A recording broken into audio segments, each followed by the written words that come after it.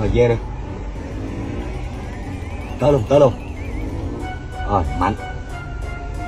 Mạnh luôn. Rồi mạnh luôn. Mạnh.